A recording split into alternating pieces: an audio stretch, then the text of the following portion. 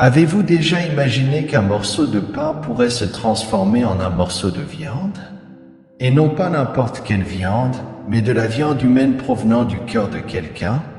Cela semble être une histoire fantastique, mais c'est ce qui se produit à chaque messe, et cela a été confirmé de manière impressionnante dans un cas qui a défié la science. Dans cette vidéo, nous allons vous raconter l'histoire d'un récent miracle eucharistique et ce que les scientifiques ont découvert. Vous serez étonnés par les résultats des analyses réalisées par des experts mondialement reconnus, confirmant que l'hostie consacrée était effectivement de la chair humaine. Suivez avec nous cette histoire incroyable qui s'est déroulée à Buenos Aires, en Argentine. Tout commence le 15 août 1996, dans une église de la capitale argentine. Un fidèle, en recevant la communion, laisse tomber l'hostie consacrée par terre. Il renonce à la ramasser, pensant qu'elle est sale et ne peut être consommée. Une autre personne voit l'hostie abandonnée et la remet au père Alejandro Peset, qui suit la procédure standard dans de telles situations. Il place l'hostie dans un récipient avec de l'eau pour qu'elle se dissolve naturellement, puis range le récipient dans un tabernacle de l'église. 11 jours plus tard, le père Peset doit utiliser le récipient à des fins différentes. En ouvrant le tabernacle, il est confronté à une scène choquante. L'hostie ne s'est pas dissoute, mais présentait des taches rouges comme du sang. Le père Peset est perplexe et effrayé par le phénomène. Il informe immédiatement l'archevêque de Buenos Aires de l'époque, le cardinal Jorge Mario Bergoglio, qui deviendra plus tard le pape François. Le cardinal Bergoglio décide d'initier une enquête scientifique sur l'affaire, sans divulguer quoi que ce soit à la presse ou au public. Le responsable de l'enquête est le docteur Ricardo Castañón Gómez, un chercheur en neurosciences spécialisé dans les miracles eucharistiques. Il reçoit un échantillon de l'hostie tachée de sang et l'emmène dans un laboratoire de génétique pour une analyse. Le résultat est impressionnant, la substance rouge est du sang humain de type AB. De plus, il y a des globules blancs intacts dans le sang, indiquant qu'il est vivant. Le professeur Linoli, qui a fait cette découverte, affirme que les cellules appartiennent au tissu cardiaque humain. Le docteur Gómez est intrigué et décide de rechercher plus d'informations sur l'échantillon.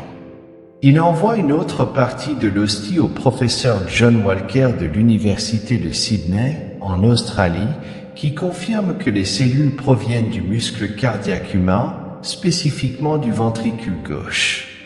Il observe également que les globules blancs sont intacts, ce qui est impossible en dehors de l'organisme vivant. Il conclut que l'échantillon provenait d'un cœur vivant et battant. Le docteur Gómez veut être sûr de ses conclusions. Il s'adresse alors au plus grand expert mondial en pathologie cardiaque et en médecine légale, le professeur Frédéric Zugib de l'Université Columbia à New York. Il lui envoie une partie de l'hostie sans révéler son origine. Le professeur Zugib examine l'échantillon avec soin et fait son évaluation. L'échantillon que vous m'avez apporté est un muscle cardiaque au myocarde, plus précisément du ventricule gauche. Le patient a beaucoup souffert car il présente quelques caillots, entravant parfois la respiration et la fourniture d'oxygène, provoquant de la fatigue et faisant souffrir également le malade, car chaque inspiration devait être douloureuse. Il a probablement été victime d'un coup à la poitrine. D'autre part, l'activité cardiaque était vivante au moment où vous m'avez apporté l'échantillon. Nous avons trouvé des globules blancs intacts et ceux-ci ne sont transportés que par le sang. Par conséquent, s'il y a des globules blancs, c'est parce qu'au moment où vous m'avez apporté l'échantillon, ce dernier battait. Le professeur Zugib est curieux et demande au docteur Gómez de qui était le patient qui avait ce cœur si tourmenté. Lorsque le docteur Gómez révèle que l'échantillon provient d'une hostie consacrée, le professeur Zugib est stupéfait. Il s'exclame « Je n'y crois pas, c'est totalement impossible, mais au moment où vous m'avez apporté cet échantillon, ce cœur était vivant. » C'est l'histoire incroyable de l'hostie consacrée qui s'est transformée en chair humaine.